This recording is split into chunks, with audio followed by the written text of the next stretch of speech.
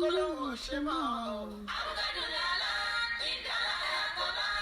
Ṣọlọ́dọ̀rin àjọ ooru mọ́ obìnrin lọ́wọ́ o.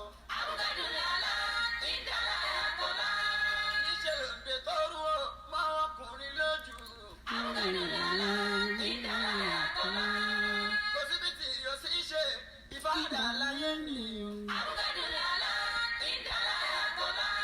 Kò sẹ́ni tí ò ní lọ́wọ́ sùúrù lájọ́ lò ó. Ó fi àjáwọ́ ọmọ ní lẹ́yìn wa ọ̀la o. Tó bá ti jẹ́ mi tẹ́lẹ̀ mo dáríjì ẹ̀ ọkọ mi. Tó bá ti ṣẹ̀ mi tẹ́lẹ̀ mo dáríjì ẹ̀ àyà mi. Torí ọ̀la àwọn ọmọ wa máa jẹ́ ká kọ́ra wa.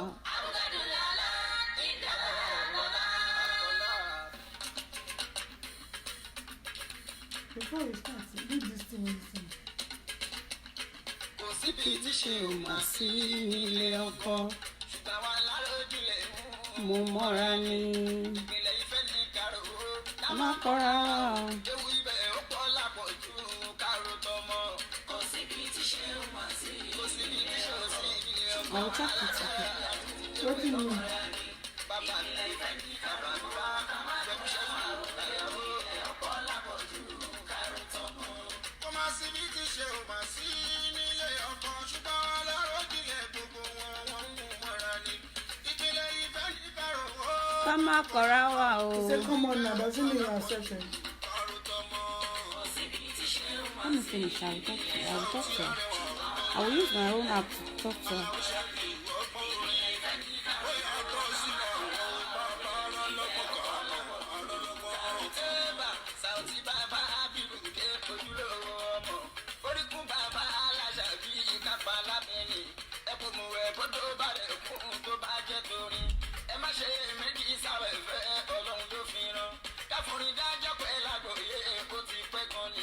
Àlìkáàlì bí ṣe ìrè oríṣiríṣi ni àti fìdá fọ́kọ níyàwó wọn ti la ṣeun àfigbélé tó ti fẹ́dàwó tún kọ́ lódìdí àníyàn mọ́ sóbì tó dàrú yanjú lẹ́sẹẹsẹ àfipẹ̀tù sọ́kọ́ níbi inú bó ṣe gbóyin wá júwèé ẹ̀sìn káfí má ṣe sí kí lọ́dọ̀ọ́n sọ ló jẹ́ káwọn tí wọ́n jọjọ gbọ́n tí wọ́n ń gbóyin wá wọ́n panupọ̀ pẹ́ lásìkò yìí nínú olórin Professor Emeritus lóye lọ́gàá ọ̀hún.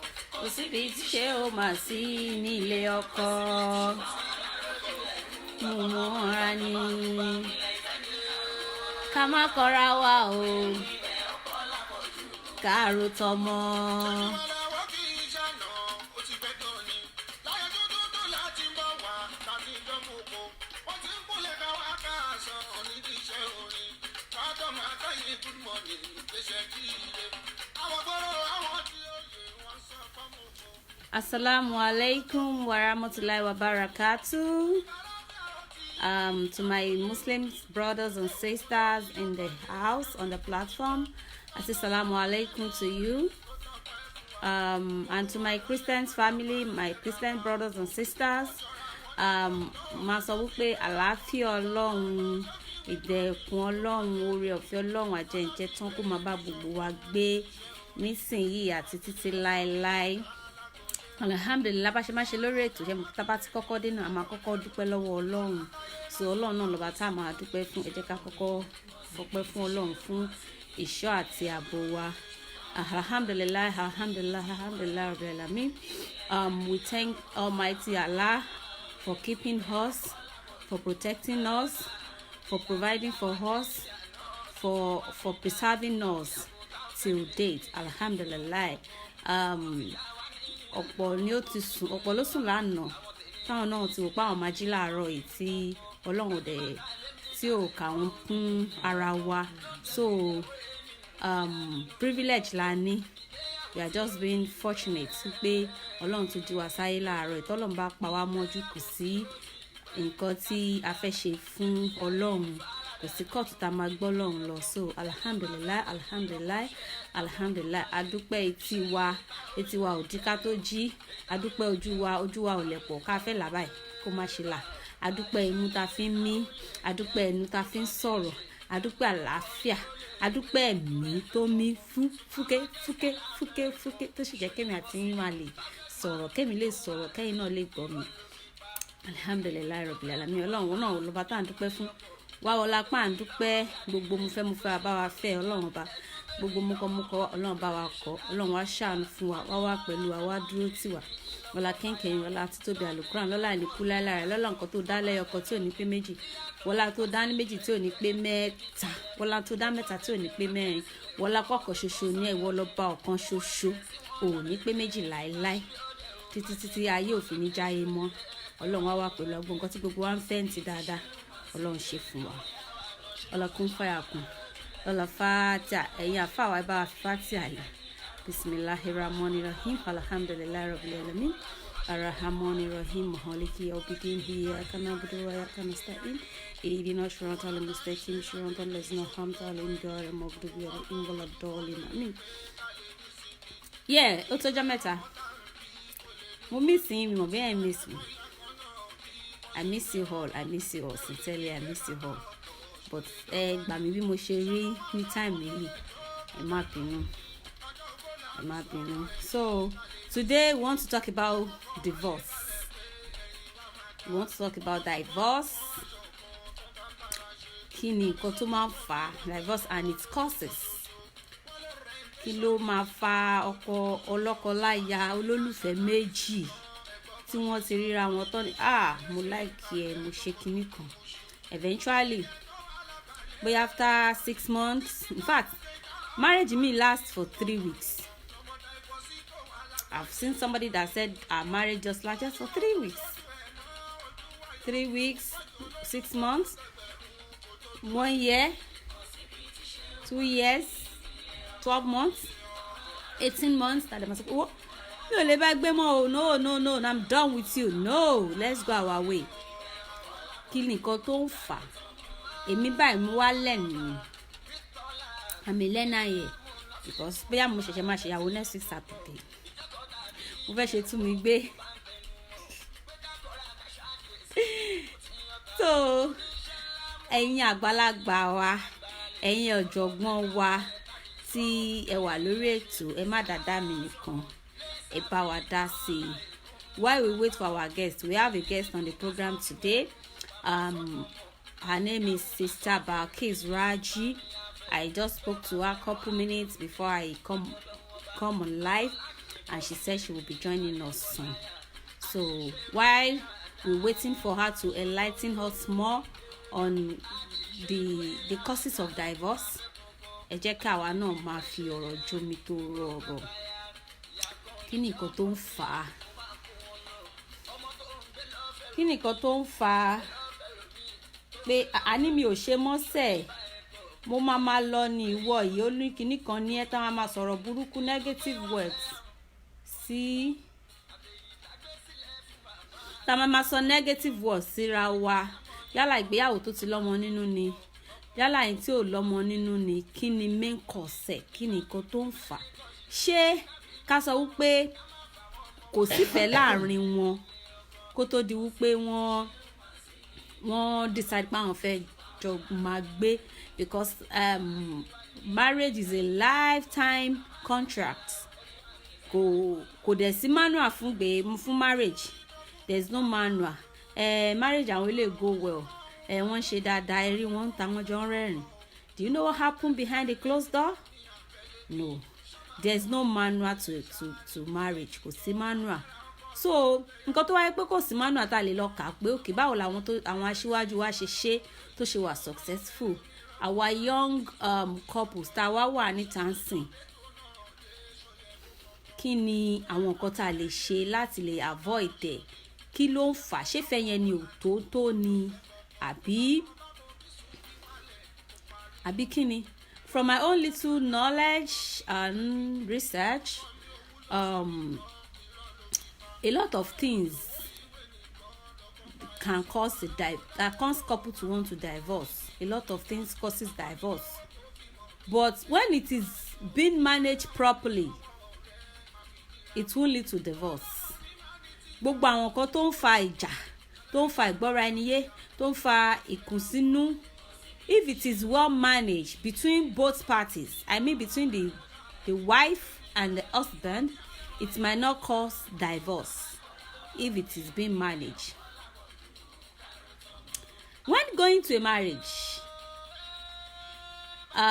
they said both parties should drop their baggages for where they are coming from. We should drop our baggages. Baggages means kò ń ṣe báàgì tá kẹ́rù sí tá sọ pé aṣọ mi rèé, bàtà mi rèé, ó yá ń lé ọkọ. But nǹkan tó jẹ́ níbi tó ti ń bọ̀, you have to drop it. That this lady I wanna marry, I'm ready. It's for better for worse. I'm ready to be with her in respect of what happened. This man that I want to marry, I'm ready to be with him no matter what happens. Torí pé mo wá jẹ́ commissioner tí mo dẹ̀ wá nífẹ̀ẹ́ ọmọ ìyá láta, I should drop that my commissioner as an ego or post. Mi gbọ́dọ̀ ríra mi wípé ṣé kò wá rí mi pé commissioner ni mi ni kó tó wá fẹ́ mi ni. You get what I'm saying? That ìwọ ọmọ president àbí ọmọ honourable àbí ọmọ minister tó kàn fẹ́ lọ fẹ́ one poor common guy, you should drop your baggage too. O gbọ́dọ̀ gbé ìgbéraga yẹn pé ọmọ olówó ni mí, bóyá àwọn olówó láti ra washing machine fún ẹ, o dẹ̀ ti rí kó tó ṣe, wọ́n ní pé o ti róko lóko kó tó gbọ́n ẹ̀pà sí.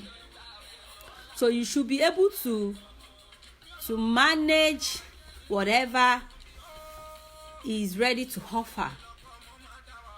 Then èmi tún máa ń rò wípé okay, is it one of the things that causes wa alaikum salam sir Mr. Yinka, ẹ má bínú gbogbo àwọn èèyàn, mi ò tiẹ̀ kí àwọn èèyàn lè ní because of our time, ẹ má bínú, mi ò fi ṣe àfojúdi òbọ̀. Topic yìí wà complex gan, so ẹ dẹ̀ mọ̀ pé 1 hour náà la máa ní lórí ètò. Ó ní mo ṣe wò pé ká sáré ṣe pápápá ká lè at least gain a lot of things. So ẹ má bínú tí mi bá lè kí èèyàn bẹ́ẹ̀ ṣe wọlé, bọ̀ bẹ́ẹ̀ ṣe ń wọlé ni mo ti fi Ọlọ́run kí yín, mo fi Ọlọ́run kí gbogbo yín, mo ti fi Ọlọ́run kí yín.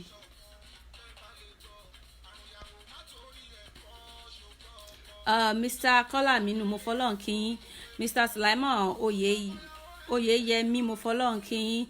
Mr. Yinka Ọláníyì, mo fi Ọlọ́run kí yín. Ọlábísí Mubaraka, mo fi Ọlọ́run kí yín. Badmus Sadiq, mo fi Ọlọ́run kí yín. Adenekan, sister mi ní Ọlá, mo fi Ọlọ́run kí yín. My good friend and brother Saheed Edu, mo fi Ọlọ́run kí yín. Barrister Olúọmọ Lateef, mo fi Ọlọ́run kí yín. Ojinga Nurudeen, mo fi Ọlọ́run kí yín. Ọlá Success, mo fi Ọlọ́run kí yín. Naimat Busari, mo fi Ọlọ́run kí yín. Ọlá Success, mo fi Ọlọ́run kí yín. Aliman Alkawi, mo fi Ọlọ́run kí yín. Ọládẹ̀jọ Olúwadámiláre, mo fi Ọlọ́run kí ẹ̀yin náà.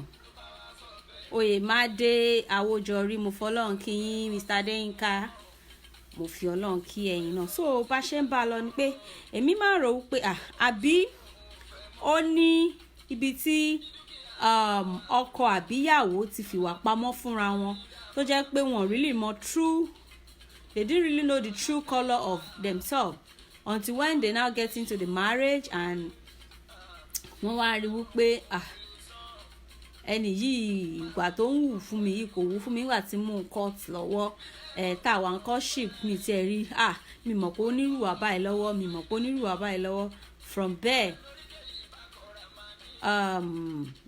there a máa wò pé ànígbọ́ra wa yé pé ṣé a máa ń tún fìwà pamọ́ náà ni, ṣé obìnrin ló ń fìwà pamọ́ ni? Ìwọ obìnrin tó jẹ́ pé bóyá tó bá ti ń lọ sígbà tẹ́ ń court lọ́wọ́ tó ti fẹ́ lọ kí o máa ti make up, o máa ti look fine, eventually ìgbà tó fẹ́ sílé ó rí pọ́bùn ní ẹ́. Is that one of the causes too? That is what we are here to discuss today. So then one of the things tí mo rí pé ó máa tún fa mi ò ṣe mọ́ máa lọ ń lọ òun náà ni religion, ẹ̀sìn wa tá à ń sìn èmi mùsùlùmí ni mí sìn yìí mo fẹ́ lọ fẹ́ Christian yẹn dẹ̀ sọ fún mi pé má wọrí o tá bá ti ṣèyàwó tán wàá máa kírun ẹ lọ o wàá máa lọ sí mọ́ṣáláṣí ẹ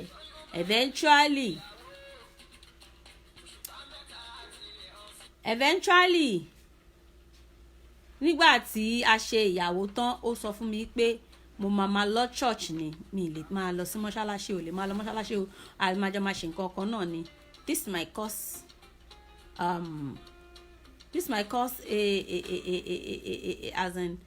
a chaos in the home too.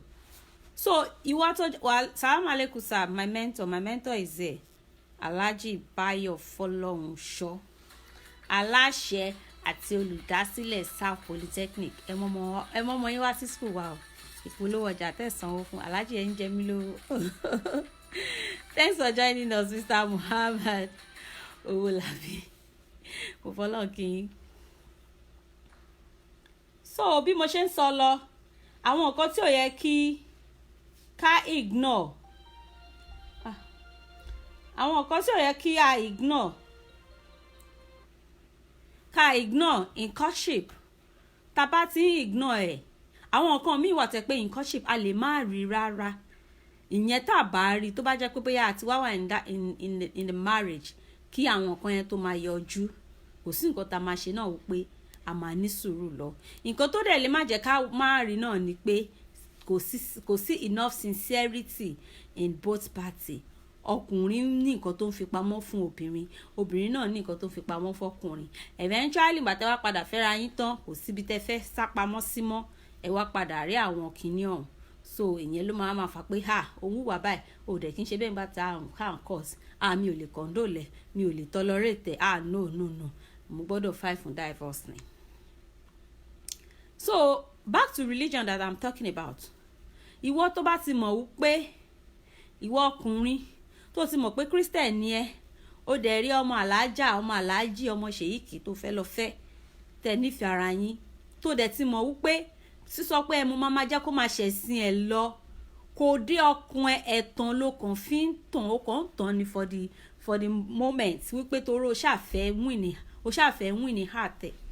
Má tàn ra ẹ̀, irú nǹkan báyìí sì máa padà ṣe kíni, ó sì máa fa free advert kíni ẹ ń jẹ mí lówó ọ̀rọ̀ mi àti yóò ṣe mí báyìí. So Mr. Abdulmumin Ọlálékan mo fọlọ́run kí yín ẹ káàbọ̀ sórí ètò. Má tàn ra ẹ̀, jẹ́ kó mọ̀ wípé wo tó bá ti fẹ́ mi a máa jọ máa lọ church ni o. Tó bá really nífẹ̀ẹ́ truly tóun náà tàn ẹ́, ó máa accept, ó dẹ̀ máa jẹ́ kó yé dáàdi ẹ̀ ṣèyíkì ìmáàmù àáfà wípé ẹ wo ẹni tí mèmí ti ń lọ di Christian o dáàdi ẹ máa foríjì mí ni o. Ìwọ tó dẹ̀ jẹ́ Christian náà ní ọkùnrin Christian lóbìnrin tó fẹ́ lọ fẹ́ Muslim tó ti rí as in how devoted that kind of person is. Big mom, please let me to call Alaja. I'm waiting for her. How devoted that kind of person is.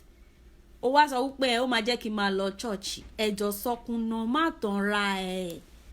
Because when it comes to marriage, it is as in courtship yẹn ẹ bá ti cut for 6 years 7 years, reality máa ṣẹ̀ṣẹ̀ done on both parties ni. Reality máa ṣẹ̀ṣẹ̀ done on you guys nígbà tí ẹ bá ti di pé ẹ ti jọ wà pọ̀, ẹ ti jọ ń gbé.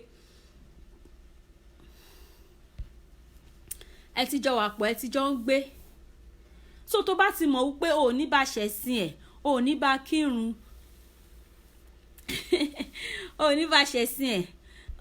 kírun, welcome my brother Prince Lawal Adeyemi. We are talking about divorce today, the causes of divorce. Kí ni nǹkan tó máa ń fà, ṣáwọn nǹkan tá ti rí tá ti ignore ni àbí àwọn nǹkan tí ó ṣẹ̀ṣẹ̀ tó jẹyọ nínú ìgbéyàwó yẹn. So now we are on religion. Má tanra ẹ wípé ó máa jẹ́ kí n máa kírun mi lọ. tó bá ti fẹ́ délé tán tó bá ní pé mo fẹ́ kó máa tẹ̀lé mi lọ church, you have to drop all that your hijab, your scarf. You have to drop your hijab, your scarf.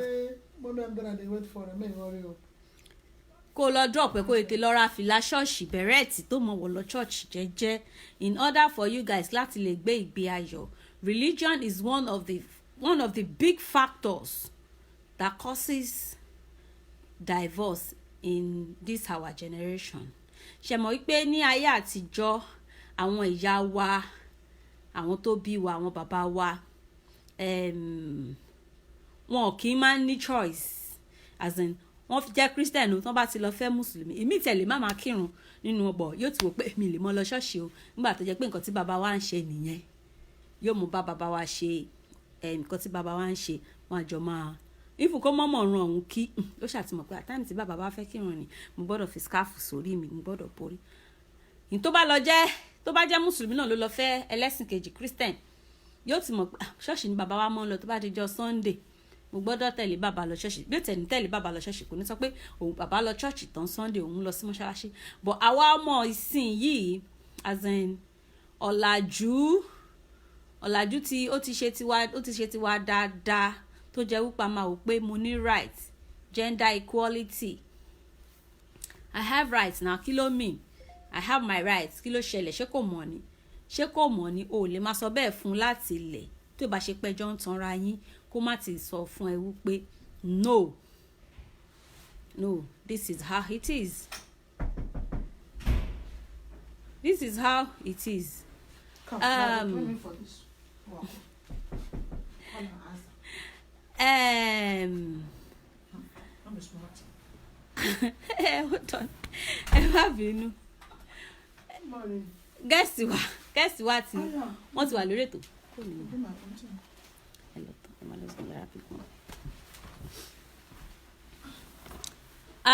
Guess what ti dé lórí ètò. Sister Balkis Raji wọ́n máa join wa very soon láti bá wa yànnàná the causes of divorce, kí ni nǹkan tó máa ń fà.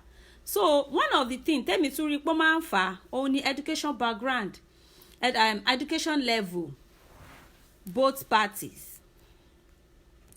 Ṣé ọkọ ni ó ti jẹ́ pé ìgbà tí wọ́n fẹ́ra wọn tẹ́lẹ̀tẹ́lẹ̀ bóyá wọ́n jọ rọra ka end ní jẹ́jẹ́, ó dẹ̀ fi wù pé okay fine, òun fẹ́ proceed, òun fẹ́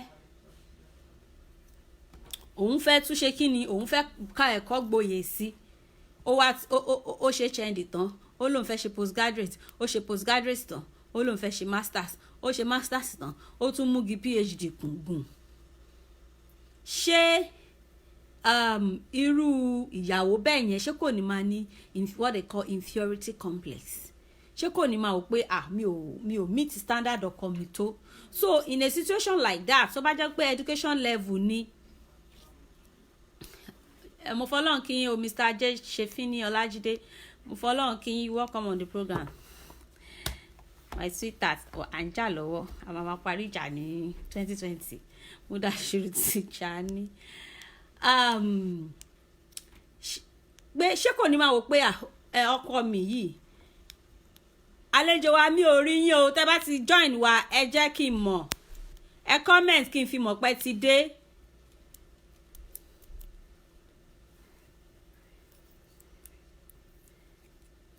Ẹ comment kí n fi mọ̀ pé ti dé mà. So ṣé mo fọlọ́run kí n sà Sheikh Abdulfatai Arówólò ẹ káàbọ̀ sí orí ètò. Ṣé kò ní máa wò pé mi ò meet standard level? Àlejò wa wọ́n máa jẹ fáìlì gidi lẹ́yìn ètò. Mi ò dẹ̀ nígbà náírà, dọ́là ni màá gbà lọ́wọ́ wọn. So ṣé wọ́n ní wò wípé mo ti ju standard ọkọ mi lọ, ọkọ tí wá fẹ́ jáde, ó fẹ́ lọ gathering àwọn tí àwọn ọ̀rẹ́ ò lè mú ìyàwó ẹ̀ dání. Irú ìyàwó bẹ́ẹ̀ ó lè máa feel as an inferior. Okay, welcome ma. So irú ìyàwó bẹ́ẹ̀ ó lè máa feel inferior. Alájà ẹ máa lọ sí yàrá big mommy kẹ́ẹ̀tìlẹ̀kùn.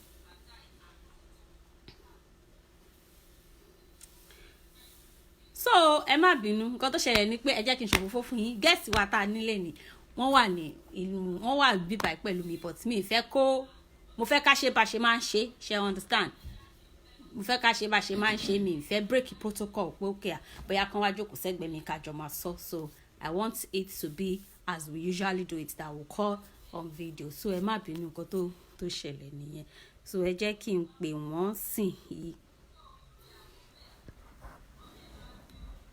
Okay.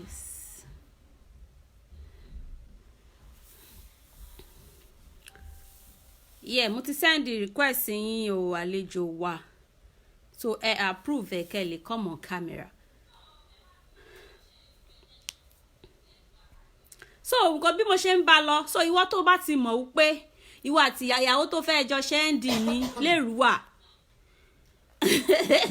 àbí ní Ṣakí àbí ní Gbọ̀rà ó dẹ̀ fẹ́ proceed on your education you want to further more ẹ jọ further together please ẹ jọ further together èyí ni ò ní máa fa as in complex nínú ilé yín tó bá jẹ́ pé obìnrin náà ni ó ti mọ̀ pọ́kọ tó fẹ́ kí náà máa ní láyé àtijọ́ yìí káṣà sọ pé òkè ó ní diploma náà ló ní ìwọ́dẹ̀ ó pé òkè àkàrẹ́ àwọn máa ní mo fẹ́ lọ sí báyìí mo fẹ́ lọ sí báyìí mo fẹ́ lọ Cambridge mo fẹ́ lọ sí UK mo fẹ́ lọ tún kẹ́kọ̀ọ́ gboyè go as in ẹ jẹ́ kí education yẹn kó ṣe kí ni kó go along with each other because at the end of the day tí ìyàwó bá ti wá lọ ka tó ti lọ gajọ kọlọ if there is no better understanding if there is no what they call a genuine love between them it will cause a problem. Àlejò wa ẹ send the request lórí kíní yín mo ti send ẹ sí yín but you have to accept it so that ẹ máa lè come live. ẹ máa lè come live ẹ máa ní láti send the request. My manager welcome. Ẹ máa ní láti send request látọ̀dọ̀ yín so that ẹ máa lè accept ẹ̀ ń bíbá ẹ máa lè join wa on camera and dúró dè yín láti gbọ́ nǹkan tí ẹ fẹ́ dá wa lẹ́kọ̀ọ́ lé lórí.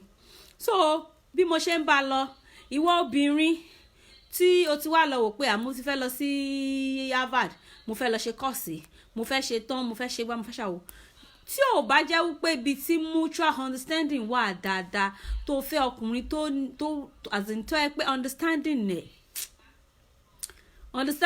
mi ìmọ̀ nǹkan tí mo lè sọ sí i àti pé ó tún níbẹ̀rù Ọlọ́run ó dẹ̀ ní genuine love fún ẹ máa padà ní problem because after you might have go study abroad even if it's in your country and the husband might be seeing him or herself as in low to your standard. The husband will be seeing himself as low to your standard kò ní fẹ́ lè meet up pẹ̀lú ẹ dáadáa ó máa wò pé bóyá ó dẹ̀ fẹ́ lọ sí bóyá dinner kan ni or something pẹ̀lú àwọn ọ̀rẹ́ ẹ ó ti wá di pé ò lè mọ́kọ ẹ lọ síbẹ̀ ẹlẹ́ran ara ni gbogbo wa ẹ má jẹ́ ká tanra wa irú ọkùnrin bẹ́ẹ̀ mọ́ náà máa rò pé ó ga ó dẹ̀ wá ń jáde ńsìn kò lè mú mi lọ kò lè ṣe kinní ṣètòrí mi ò kàwé tó ni in fact tó bá sọ̀rọ̀ nulẹ̀ gan ó máa lóun ṣègbéraga ẹ̀ mọ àwọn ọkùnrin wa náà ṣe mọ̀ pé they always wanna be the boss so ó máa wò pé kí ló tó ń bá mi sọ̀rọ̀ bẹ́ẹ̀ yẹn gbéraga ẹ̀ ti pọ̀ jù ó gbéraga ò bọ̀ nítorí pé ó ti ń rí rẹ̀ as in inferior to you that you are as in ó ti ju òun lọ in certain way in fact irú ọkùnrin bẹ́ẹ̀ lè lówó jù yàn lọ ó lè jẹ́ pé gbogbo finance ẹ̀ òun ló ń take care of it ṣùgbọ́n yóò ti máa ríra ẹ̀ alájà àárín yín o ẹ jọ̀ọ́ nítorí Ọlọ́run ẹ fún mi ní 1 second please.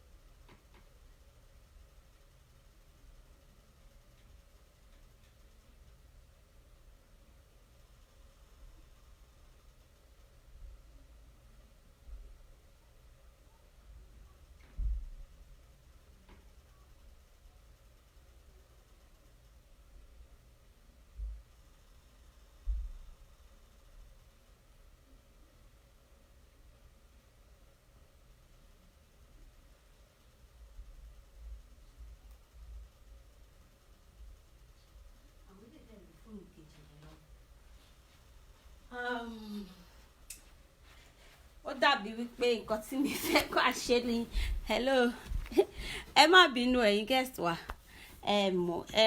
ó dà pa máa change rules yẹn lénìí ẹ má bínú mo máa ní láti gbé guest wa wá sẹ́gbẹ̀ẹ́ mi báyìí so wọ́n máa jókòó so that wọ́n á lè bá wa sọ one or two things tí a fẹ́ sọ salaam alaikum alájà ẹ má bọ̀.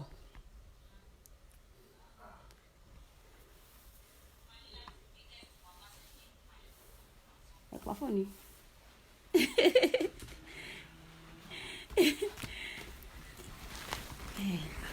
Assalamu alaikum warahmatullahi wabarakatuh. Ẹ jọ̀ọ́ ẹ má bínú I break rules a máa sọ deals wa guest wa nìyí sister Balkis Raji, so she's here to lecture us more on the causes of divorce and some other things. Assalamu alaikum warahmatullahi wabarakatuh. Wa alaikum salam wa barakatuh. Ẹ má bínú sí wa. Our savvy too in the internet world and some little technical difficulties. Adúpẹ́ lọ́wọ́ Ọlọ́run. Alhamdulillah. Adúpẹ́ fún Ọlọ́run bá tó jẹ́ kí ètò yìí ṣe lónìí. Adẹ̀dúpẹ́ náà pé àwọn sister wa wọ́n invite wa pé ká wá sọ̀rọ̀ lórí divorce and its causes. Well, wọ́n ti sọ ètò pọ̀ jù nú ẹ̀ ṣùgbọ́n ná ní kékeré ní kúkúrú èdè àwọn nǹkan tèmi fẹ́ sọ kò pọ̀ rárá. Divorce ó máa ń wá kí divorce tó lè wáyé èèyàn gbọ́dọ̀ ti ṣe ìgbéyàwó, èèyàn gbọ́dọ̀ ní good relationship ìgbéyàwó láàrin tọkọ àti taya, and then kí divorce tó lè wáyé tíyàn bá ti wá fẹ́ do Ọlọ́run náà o Rasulullah sallallahu encourage wa láti divorce. But the thing is that when we get to the level that we want to get divorced, and when divorce tí divorce bá fẹ́ wáyé, èèyàn gbọ́dọ̀ ṣe àwọn kankan. Mi mọ̀ bóyá wọ́n ti sọ̀rọ̀ nípa ẹ̀. Èèyàn gbọ́dọ̀ àwọn kankan wà tí èèyàn lè ṣe láti prevent divorce, because since the religion is actually preventing it's propagating us not to get divorced. So it's not an easy thing to come together with somebody that you don't know, somebody that is not your brother, your sister. It's not that an easy thing to live with your spouse.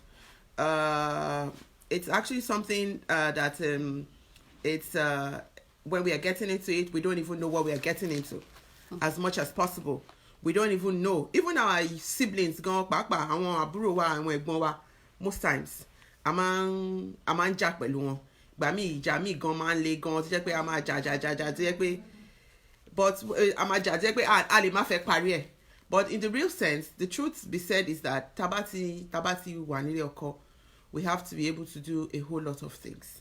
We have to be able to endure so many things. But tí a bá lè endure ẹ̀, jẹ́ pé wá end up sí divorce. Some people will call it pé ká ṣe in a healthy way. Though kò sí healthy way divorce, kò sí èyí tí ó wà healthy, but a whole lot of times I man try as much as possible. Since yẹ pé wọ́n ti bẹ̀rẹ̀ sí ní sọ̀rọ̀ nípa causes divorce, let me just go ahead and talk about some of the causes of divorce. Well, a whole lot of things causes divorce. Some of the things like abuse. Abuse, bóyá ọkọ ló ná ìyàwó ni, bóyá ìyàwó ló ná ọkọ ni, bóyá èdè la fi ń ṣe divorce ni, bóyá ọ̀rọ̀ ẹnu la fi ń ṣe divorce ni, ó lè jẹ́ financial abuse. There are all kinds of abuse. Abuse ò kì í ṣe pé kéèyàn ná èèyàn nìkan. Abuse pé sí oríṣiríṣi. And recently ni mo ṣe understand pé abuse pé oríṣiríṣi. Èmi máa ń rò pé kéèyàn kàn ná ìyàwó èèyàn àbí kí ọkọ kàn ná ìyàwó àbí kí ìyàwó kàn ná ọkọ ni abuse jẹ́. But recently I discovered that some people, they get married, the wife works, but she doesn't get to earn her money. That is also part of abuse, because ọkọ ló máa gba owó ẹ̀ tó máa ná. So if you think that's enough a reason for you to want to go for divorce, that's okay.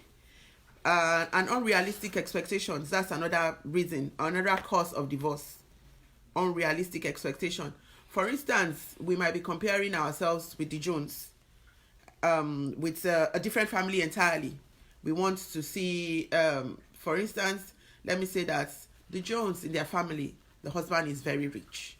the husband has a lot of money, he works very well, he's okay, and he doesn't want the wife to do anything. So you that are not the Jones, you that your name is James, as the wife or as the husband, you are looking at those family and using it as a yardstick to measure your own family. No two families are the same. So unrealistic expectations there. Then àwọn míì wà tó jẹ́ pé àwọn fantasies, àwọn ideas tí wọ́n ti ní kó tó di pé wọ́n get into marriages. They have all these kind of lustful and unrealistic expectations tó jẹ́ pé your spouse might not even be able to endure those kind of things. There are some people that at the back of their mind, they believe that the woman is supposed to be a servant, or probably the woman is just supposed to be at their like be like a servant. I don't really know how to explain that now, but yes, the woman is supposed to adore and worship the husband in her own way. But if the woman thinks that is it's too much for her, if she thinks it's hard on her, if she thinks that it's also one of the causes of divorce, then not prepared for marriage. Yeah, a whole lot. That's another problem, another cause of divorce. A whole lot of people, all they want to do is just the one-day party. That they are not ready to go all the way for the marriage thing, because the wedding is just a one day, but the marriage is the whole long run. Time. It's a while. It's a time. So a lot of people don't even prepare for it. A lot of people are not ready for marriage. They are not prepared, and because they are not prepared, when they get into the marriage and see and feel a little bit of heat, or when they have slight issues with their husbands, they believe, oh, I can't take this, I have to get out of it. Infidelity. Infidelity. Hey, infidelity. Yeah, Eric, infidelity. A whole lot of times, infidelity will break up a whole lot of marriages, because most spouses cannot forgive it. Most spouses cannot forgive, be it the woman, be it the man. Most spouses cannot forgive infidelity, and it's a whole lot of it causes a whole lot of issues in marriages, and it's a major cause of divorce. And another thing that causes divorce is lack of intimacy. Is either one of the spouses' libido is too high or is too low. This causes friction between both spouses, both the husband and wife. If it's for the wife, the husband might think, oh, you are too wayward. Oh, probably I don't know where I got you from. Oh, and all that, those kind of things. So, lack of intimacy, it's a major problem in marriages. I would say that infidelity and lack of intimacy, they both work hand in hand, because a whole lot of times people tend to some people that have high libido, they want to go outside and then maybe satisfy their sexual urges, just because their spouse is not able to meet up with their sexual urges. So they actually both work hand in hand. So another cause of divorce, whether we like it or not, is weight gain. Some women, it depends. Once the woman start having children, or sometimes even the man too, can actually add a little bit of weight, and then when there's added flesh here and there, there was always friction. There's always all kinds of problems. Let me give, for instance, I would like to go deep into this, because it's actually part of where I love to talk about. there was a time I went for a course some times ago, and one of the trainers said that if you are newly married, don't rush into having children. But you know, in Africa, once the person gets married like this, one man journey, hey, ó mà ti tó oṣù mẹ́jọ tó ti ṣé kò tí lóyún ni, ó ti pọ́dún kan ṣé kò tí tó lóyún ni. They will start talking to you. Kí ló ṣẹlẹ̀? A ní nǹkan tẹ́ lè lò. Ó yẹ kí ìyàwó ẹ̀ ti lóyún. Ó yẹ kó ti ṣe kinní kan. Kí ló ṣẹlẹ̀? Ṣó need ká help ẹ ni? Ṣó need ká ṣe kinní kan ni? A whole lot of times, weight gain, it's a major problem.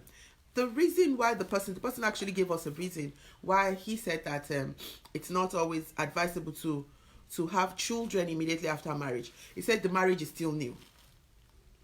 Both of you need to understand each other.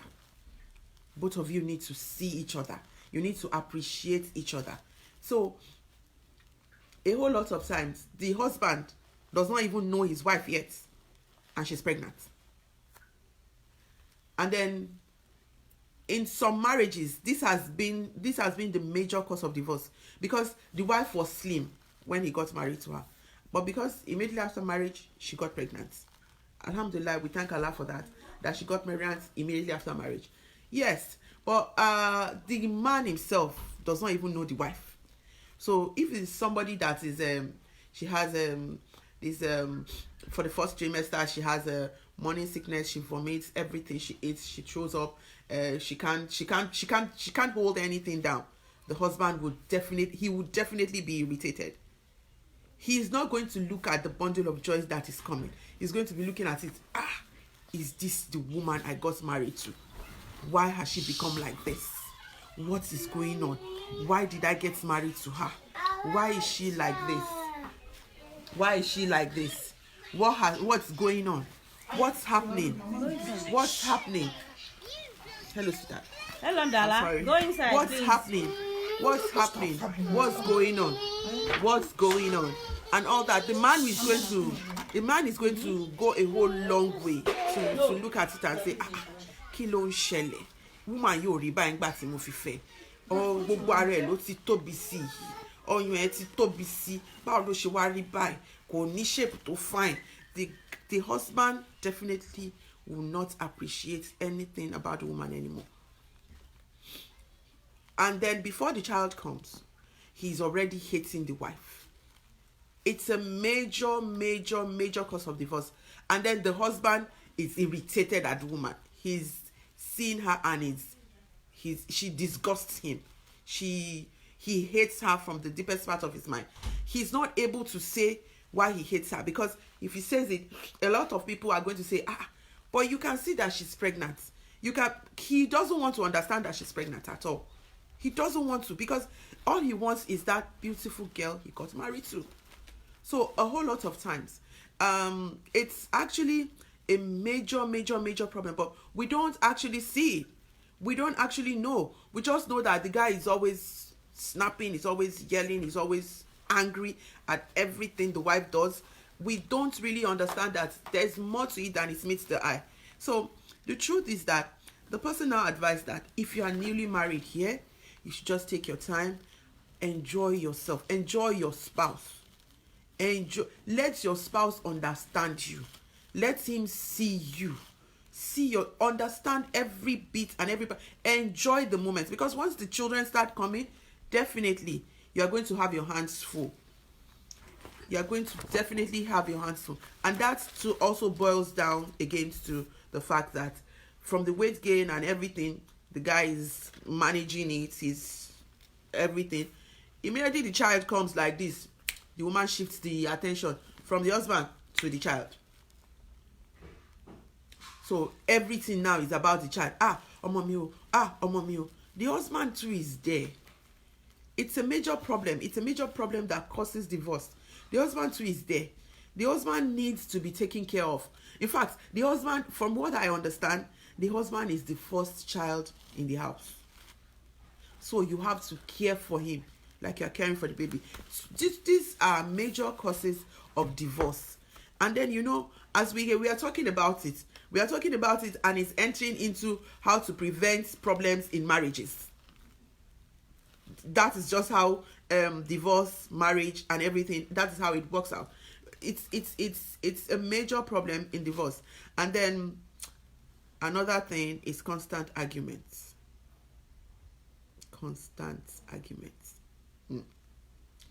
Kí ló tó ṣe gbé síbẹ̀ yẹn? Kò yẹ kó ṣe bẹ́ẹ̀. Kí ló tó ṣe bẹ́ẹ̀ yẹn? My people will say, pẹ̀lẹ́, onako, onabo. If I say, pẹ̀lẹ́, it's different from pẹ̀lẹ́. We are both saying the same thing, but it is giving another meaning. The way you say it really matters. The way you talk about it. That's the manner of approach. Yes. The way you say it, the way you talk about it, the way you react to whatever your spouse says is very, very important. One has to, it's not an easy thing to do. It's not easy at all, I tell you. It's not easy, because you will be looking at it and say, Okomishani, mo le sọ̀rọ̀ sí anyhow. No, you cannot sọ̀rọ̀ sí anyhow. In as much as you cannot sọ̀rọ̀ sí the prince or the king anyhow. But can the ọkọ sọ̀rọ̀ sí ìyàwó to anyhow? No, it's in both ways. So ẹ máa jẹ́ kó máa là, because ẹ máa yẹ káwọn obìnrin wa on the platform feel intimidated. Then ẹ máa yẹ káwọn ọkùnrin wa náà feel wò pé no, ṣe mo ti sọ pé ìyàwó mi ni. Shall understand? So you have to bridge it between both parties. Ẹ gbọ́dọ̀ jẹ́ káwọn ọkùnrin mọ roles títí wọn. Ẹ gbọ́dọ̀ jẹ́ káwọn obìnrin náà mọ roles títí wa pé okay, nǹkan táwọn ọkùnrin wa náà lè ṣe fún wa náà lélẹ́yìí. So ẹ máa bá ọ̀rọ̀ yín bọ̀. Just like she said, it actually goes both ways. Wọ́n ti ń takò yín o. Our guest, why are you saying against men? You need to tell us about women too. I'm so sorry about that. She just said and she said I'm supporting women now. I'm supporting men. You are saying that I'm supporting women. It works both ways. The thing is that it's like I'm supporting myself. Oh, I'm sorry. I'm not supporting myself. She just said I'm supporting men now. I'm not supporting myself. The truth is that it works both ways. Whatever I'm saying it both but that's why I keep using the word spouse. So spouse can be either the man or the woman. It's actually work both ways.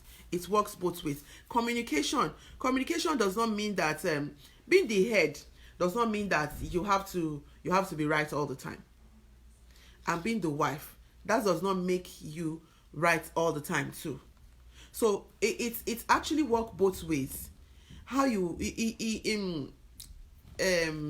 the Yoruba people will say, ẹnìkan gbọ́dọ̀ jẹ́ ewúrẹ́, kẹ́nìkan jẹ́ àgùntàn. Ẹni tó bá jẹ́ àgùntàn, ìyẹn ló máa jẹ́ kó yé pé ṣé o mọ̀ pé bó ṣe sọ̀rọ̀ sí mi lẹ́ẹ̀kan yẹn kò yẹ kó rí bẹ́ẹ̀. Téèyàn bá ń sọ̀rọ̀ bí béèyàn bá ń pariwo gan, èèyàn bá jẹ́ Ṣàngó, kó máa pariwo, kó máa hóná, kí iná máa yọ lẹ́nu ẹ̀, kí iná máa yọ ní gbogbo ara ẹ̀.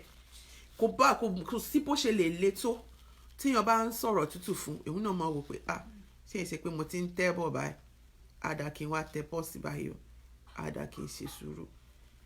Wọ́n lè wá kọ́kọ́ mọ ṣagídí, kò bá jẹ́ ìyàwó náà ni, kò bá jọkọ náà ni.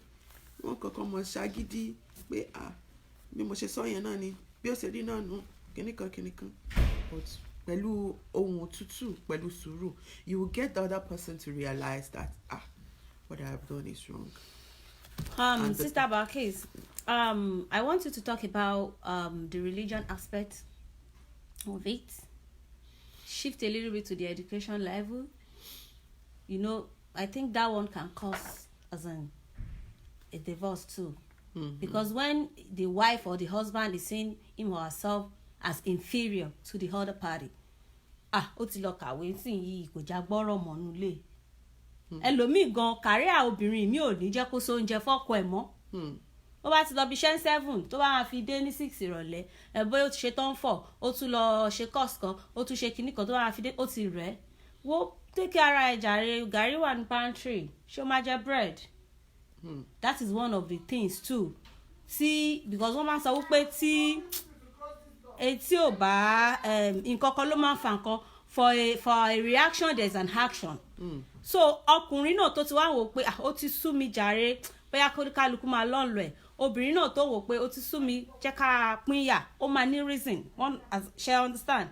So I want you to shift a little bit to that too, and our social life too. I think that's one of the things that could lead to divorce too. So Emma Boro Imbo.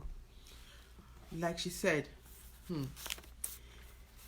everything that causes divorce, when it starts like something very simple. I know some people that they decided that the wife or the husband should further his or her education so that the family will be better off that way. Some people are like that. But at the end of the day, are you really ready for the changes? Are you ready for the changes? Like I was talking about the course I went for. It's actually a leadership course, and then there they talk about the family, and then there they talk about women, independent women. They talk about women that are well-to-do, women that they are already made. They are not married. They are single women, but they have a very good job. They use a very big car, a very good car. They live in mansions. They live in mansions. They have everything. So, if you, for instance, you are a guy, she's talking about social life. If you, for instance, you are a guy and you say, okay, this is the person I want to get married to. Have you looked at it very well? Are you ready to fit into her, to upgrade into her level? Are you ready? Because, excuse me, if she's ready, if she has taken you as her husband, or if he has taken you as his wife, if that is the case, you guys have to sit down. You guys have to really understand each other. Else there will be friction, because at the end of the day, even if it's the wife that is the richest, the wife makes more money than the husband. One day the husband might look at it and say, kilo de gono. Is it because you're the owner of this, you're the owner of that, that's why you're treating me like this? It all boils down to communication. There has to be communications on both sides. Else, it's going to cause a whole lot of big problems. It's going to be a big challenge. It's going to be a very, very big challenge. So let's look at it from the angle that our Prophet Rasulullah Sallallahu Alaihi Wasallam, he got married to his wife. She was a well-made woman. She was, from all indication, she was made, because she already had, she was in business. She had lots of money and all that before he got married to her. But the truth is that, are we ready for that kind of a thing? It starts from that. It starts all from the beginning. Are you ready for that kind of a high level woman? Or are you ready for that kind of a high level man? And again, I want to ask a question. What are you doing to meet up to his standard? What are the things you are correcting about yourself? Okay, you don't know how to dress very well. Go on Google, search, watch. If you cannot do all those things, it can actually cause friction. It can actually cause divorce, because at the end of the day, you are going to be looking at yourself. I'm not up to this person's standard. Why am I not up to this person's standard? What happened? Why did I go wrong? Why is this person's level so higher than mine? And all those kind of things. If Khadija could be submissive to the extent that the husband was the one controlling her property, her wealth, her everything, it all boils down to communication. Like I said, they both understand, they both see it, they both talk about it. Okay, this is what we did, this is what we are doing, this is what we want to do, this is what we want to do next, this is what we have just done. Oh, this is a problem, we have achieved it, but there was a problem here, let's adjust it. So a whole lot of times we have to look at it that if not, the marriage has already broken before they started. If they don't come together to really understand each other, the marriage has already broken because definitely at one point or the other, one of the spouse will look at it and say, is it because you have money, that is why you are treating me this way? Or is it because you went to school? Or is it because you went abroad to study? Or is a whole lot happens in and that can cause friction in marriages, a whole lot. And another thing is limited education. When the knowledge we have is small, Yoruba people will say, the eyes that cannot see properly causes problem. Ojú afọ́n fọ̀tán, ìjà ló ń dálẹ̀. Because you'll be saying you see something green, whereas the thing is white. You will say you see something purple, whereas that is not how it looks like. But because you have a small knowledge of something, or you don't even have the knowledge at all, you will want to talk about that thing. It doesn't work that way. It does not work that way. When there is limited education, ojú afọ́n fọ̀tán, wàhálà tó tóbi ní máa ń dálẹ̀. Wàhálà tó tóbi ní máa ń dálẹ̀. Feeling of insecurity. When the woman is very fine, some men feel insecure. Yeah. When the husband is very handsome, the women at times, Mbololo, kilo ṣẹlẹ̀ ńbẹ̀, ta ló ń bá sọ̀rọ̀? It's insecurity. And when it becomes too much, either spouse will look the other way. With every relationship, trust is very important. But when there's no trust, when either party is insecure, maybe the man or the woman is insecure, it's a big problem. It's a big challenge. It's a very If anybody on the platform have a question for our guests, you can type it down. She's here to respond to your question. And if you have any contribution, I think some people have made some contribution. Let me try and read their comments. Comments of pé aleni jẹ́ káwọn dá sí. Ètò lètò yín, ètò lètò wa, Reminder with Cherry. Ètò tá gbé kalẹ̀ fún wa láti máa tọ́ra wa sọ́nà.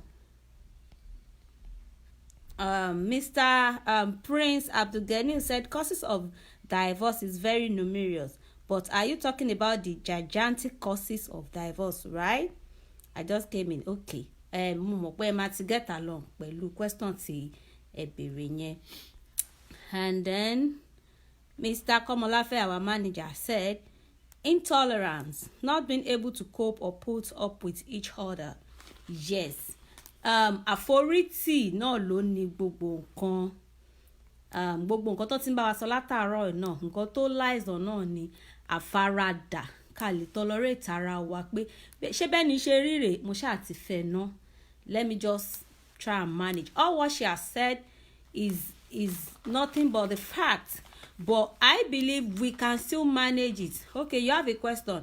We are expecting your question, sir. You are expecting your question. She's here to respond to your question.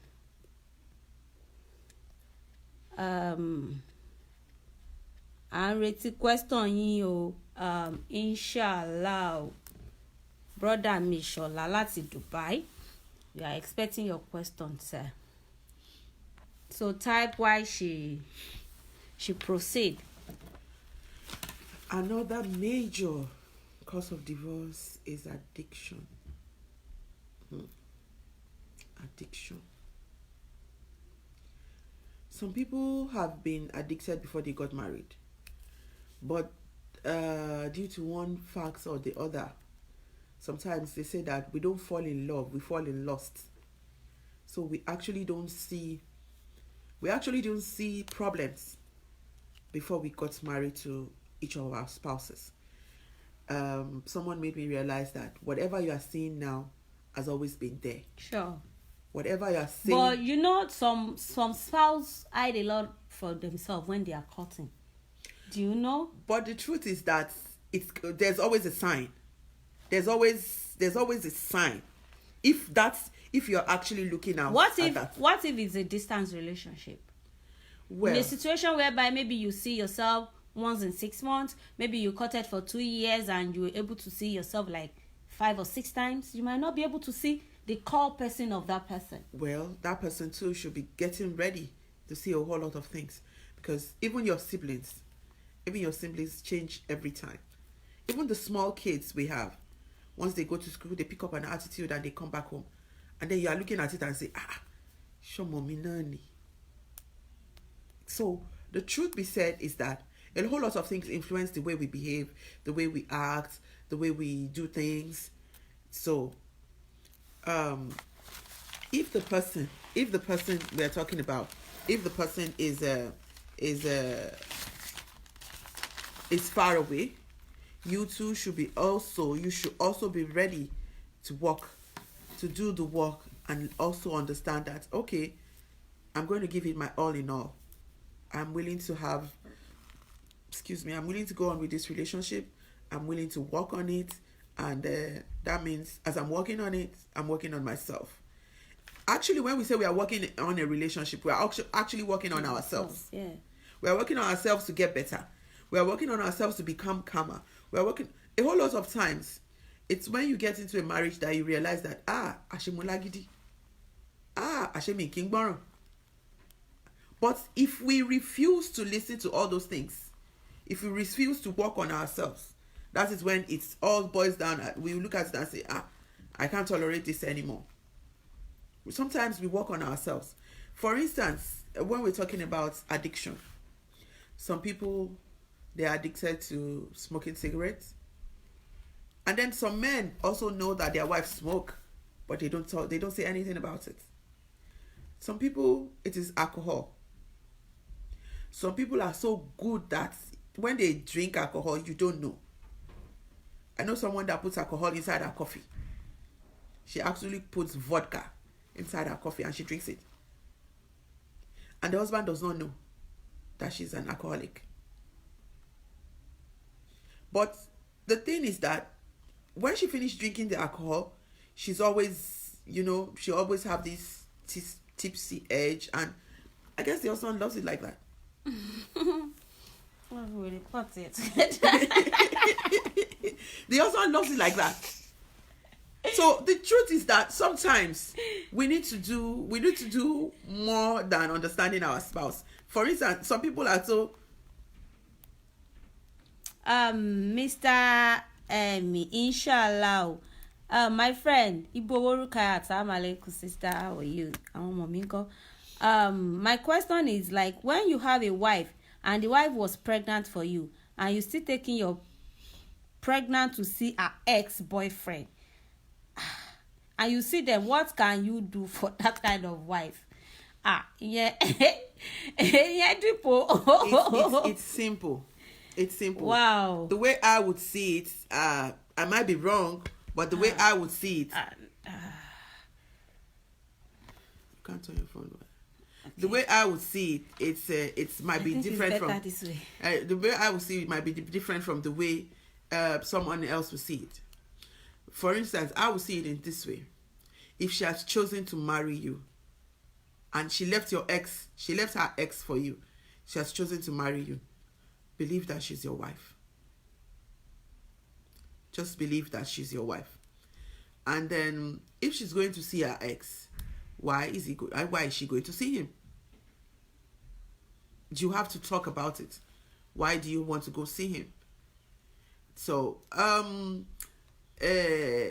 don't believe in a divorce that once you divorce somebody, the person will be your enemy for life. I don't believe in that kind of a divorce. Personally, I don't believe in that kind of a divorce, because there is a reason why you guys met in the first place.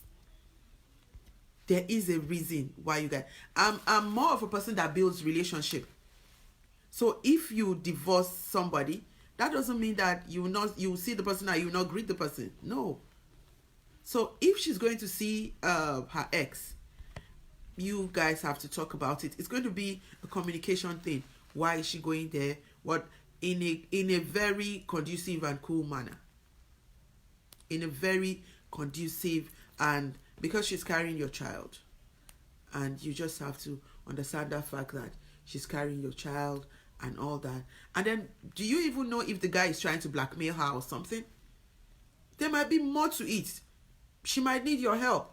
She might need you just to be there for her. She might need you just to understand so much more for her. So it's a big thing. That's why I said communication. You don't just assume. You don't just assume. Conclude. You just conclude until you hear. Too. Yes, until you hear our own side. Until you understand what's going on with her, why she went there in the first place. Just listen to her, let her talk, and then you guys can pick it up from there. So I hope I've answered your question. Thank you, Ma. In addition, I would say one of the things that can cause divorce is when one of the parents is not in support of the marriage from the onset. Bóyá ìyá tèmi ni àbí bàbá tèmi ló sọ pé rárá ní ò lè fẹ́ ṣe eventually mo love ẹ mọ́mí ò náà ni mo máa fẹ́. Ẹni tó gbọ́ kùkòjò tó domino àgbánù nìyẹn. One way or the other, the problem will still arise in the future. So for the singles on the platform, tí a bá rí ẹni tó jẹ́ pé one of the parents did not support the marriage, you should be able to settle it and get their blessing before you go ahead on that kind of marriage, for you guys to have a happy living together. And we have to tolerate each other very well. Tolerance. How what our guest has been saying since morning, as in lies on tolerance and endurance. A lot of ladies out there, we don't want to endure. Ogoluwa ni gbogbo wa fẹ́ lọ gbé àfẹ́gbé Sùúrùlérè. Ó dẹ̀ ti rí pé Sùúrùlérè ló gbalé sí. Tẹ́lẹ̀tẹ́lẹ̀ kó tó fẹ́, ó wá fẹ́ tán, ó wá sọ pé no, ọ̀rẹ́ mi kan oṣooṣù ni mi ọkọ ẹ̀ máa ń change mọ́tò ẹ̀. Oṣooṣù ló máa lọ fún trip ní Dubai, ló máa lọ fún holiday. Ó ti rí pọ́kọ ẹ̀ ò lágbára ẹ̀. Má tanra ẹ̀ jẹ. You know, I used to say it before you go into anything, marriage, even relationship with friends. You should be able to define it. Ṣé mo lè kó yànnàná ẹ̀ wò báwọn Yorùbá ṣe máa ń sọ? Ṣé mo lè condole àwọn nǹkan yìí? Ṣé mo ní faradà tó lè? Ṣé mi ò ń ṣe obìnrin olójú kòkòrò tó jẹ́ wípé tí ọ̀rẹ́ mi bá ti change mọ́tò, I wanna change mine. Tọ́rẹ́ mi bá ti lọ fún shopping ní Dubai or UK, èmi náà fẹ́ ṣàfún ọkọ mi lọ́rùn. Mi ò fẹ́ kí ẹ̀ bóyá olówó àbí olówó. Then àwọn ọkùnrin wa náà, you should be able to be tolerating us. Kẹ́ ẹ jẹ́ kó máa wọ̀n pé wọn bí wa níbì kan náà, àdàgbà níbì kan náà, àdàgbà tán láríra wa, ìbejì gan tán bí papọ̀, wọn níwà kan náà. So ìfaradà ni àwọn ìyá wa, àwọn bàbá wa tó bí wa ṣiṣẹ́ wà pọ̀ lénìí. And the impact of a broken home is àfi tí ò bá ti sọmọ ń bẹ̀, lies on the children. Ọlọ́run má jẹ́ ká fìyà jẹ àwọn ọmọ wa. Maybe next week we talk about impact of divorce on the children. Ó máa affect ìyá, ó máa affect bàbá, but ó máa affect ọmọ jù bó ṣe affect jẹ́jẹ́ náà dẹ̀ dúró tá lọ pè wọ́n wá. So Ọlọ́run á ràn wá lọ́wọ́. Àwa obìnrin tá bá ti rí pé ọkọ wa kò fẹ́ràn social gathering jù, ọkùnrin mi ò ní wàhálà, ó fẹ́ lọ síbi iṣẹ́ kò dé lálẹ́ ni, ìwọ ìyàwó ló máa ní party weekend yìí, ó ti mọ̀ pọ́pọ́ ò like irú nǹkan bẹ́ẹ̀ yẹn, rọra mú lélẹ̀. Ìwọ tó bá dẹ̀ mọ̀ pọ́pọ́ ẹ like ẹ̀, mi ò like máa jáde, and ọkọ ẹ ń jáde, òun tanra ẹ̀, because ibi tó ti ń jáde lọ yẹn, he will see somebody that as in tó nírú qualities yẹn, and he might pick interest on that person. So you just have to balance it, as she has said. You have to balance it. So for the sake of our time, thank you for joining the program. Àti lo ìṣẹ́jú mẹ́wàá ká sọ pé ìṣẹ́jú mẹ́wàá tá lò kọjá yẹn onígbà tí kẹ́sì wà tètè.